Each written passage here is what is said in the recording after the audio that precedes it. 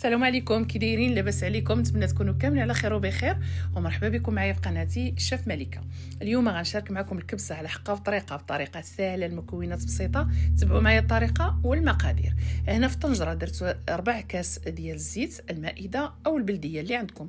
عندي 2 بصلات كبار مشلضين، واحد 2 فصوص ديال الثومه حتى هما محكوكين، و 2 خيزويات كبار محكوكين، واحد الفلفله خضراء حتى هي مقطعه طريفات صغار، وفلفله حمراء مقطعه طريفات صغار، وتنحرك مره باش يدخل داك الزيت في الخضر. صافي هنايا غادي نزيد مطيشه حتى هي وحده كبيره مقطعه طريفات صغار.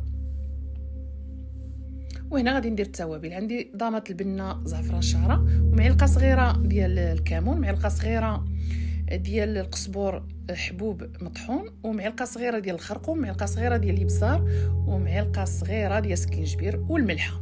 صافي تنحرك مزيان. وهنا غادي نزيد الكونسونطري ديال الطوماط، واحد 3 معالق صغار او 2 معالق كبار اللي بغيتو. صافي تنحرك مزيان. تنزيد واحد شويه ديال الماء غليان باش ما يتحرقش داك الخضر. صافي ومن بعد تنكون خاسله داك الركيبات او رجيلات ديال الدجاج، تنكون خاسلها مزيان. وصافي غادي نحطهم في داك مع الخضر. صافي ونحرك مزيان باش يجيو لذاذ، تنخليهم حتى يتشحروا مزيان. هنا الماء دايره تيغلي، غادي نزيد الماء. صافي وغادي نخلي الطنجره طيب. هنايا غادي ناخذ الروز. انا استعملت هاد بسمتي، تيجي لذيذ بزاف وما تيلصقش. غادي نغسلو مزيان ونديرو في الشبكه يقطر. من بعد ما طاب الدجاج غادي نحيدوه من الطنجره كيما شفتوا هنايا. غادي ندخلو للفران باش يتحمر، وغادي ناخذ داك الروز، وبعدا غادي نزيد شويه ديال الماء باش ما تحرقش الطنجره، وغادي ندير الروز، وغادي نحرك مزيان في داك الخضره باش نشوف واش خاص الماء ولا ما خاصش. وغادي نزيد شويه ديال الماء يكون غليان.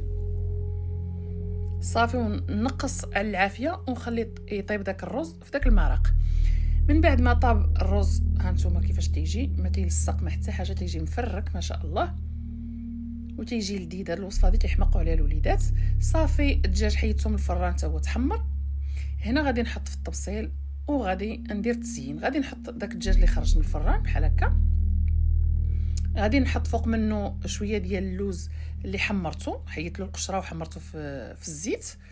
والفلفله هكا اللي كيبغي الحر، الفلفله حتى هي قليناها في الزيت او تشويوها اللي بغيتو. وفي الاخر درنا شويه ديال البصله هذيك اللي تتكون مشريه معسله من الفوق. وصافي والحامض. الى عجبتكم الوصفه ما تنساونيش من اللايكات والبارطاج، ومع السلامه.